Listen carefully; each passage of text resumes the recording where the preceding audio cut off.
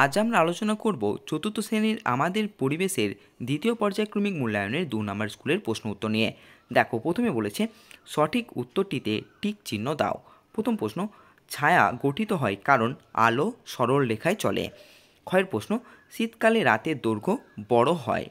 গয়ের প্রশ্ন, চাঁদের নিজের আলো নেই।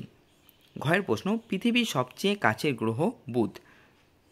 ইংয়ের প্রশ্ন, মোবাইলে কথা বলার সাহায্য করে ইনস্যাট।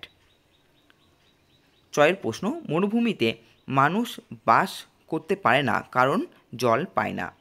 অমিল শব্দটি কেটে দাও। 2 নম্বর প্রশ্ন বলেছে বাঘ, ছাগল, গরু এবং ঘোড়া। তো এখানে বাঘ হবে অমিল, ঠিক আছে, তার কারণ বাঘ মাংসাশী প্রাণী এবং বাকি প্রাণীগুলি হচ্ছে তৃণভোজী প্রাণী।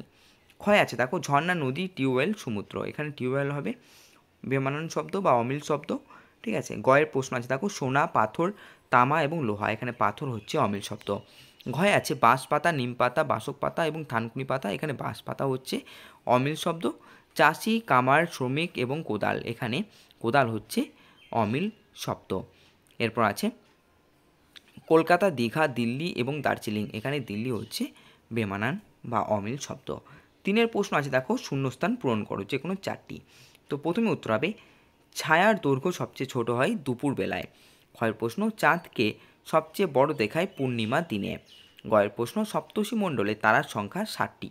ঘয়ের প্রশ্ন, সবচেয়ে বড় গ্রহ হচ্ছে বৃহস্পতি। এরপরে প্রশ্ন, মানুষ পাখিদের পোষ মানিয়েছিল ডিম ও মাংস খাওয়ার জন্য। এরপর 4 নম্বর প্রশ্ন বলেছে, দেখো বাম দিকের সঙ্গে ডান দিক মেলাও। তো মৃৎশিল্প থেকে হবে কুমোরটুলি। লাল মাটির দেশ হবে বীরভূম। খাঁচার ভিতর অচিন পাখি হবে লোকগান।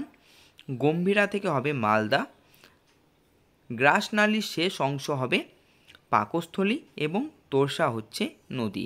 তো এই ছিল আমাদের 2 নম্বর স্কুলের প্রশ্ন উত্তর। ভিডিওটি কেমন লাগলো অবশ্যই জানাবে। ভিডিওটি ভালো লেগে থাকলে একটি লাইক এবং চ্যানেলটিকে সাবস্ক্রাইব করতে ভুলবে না।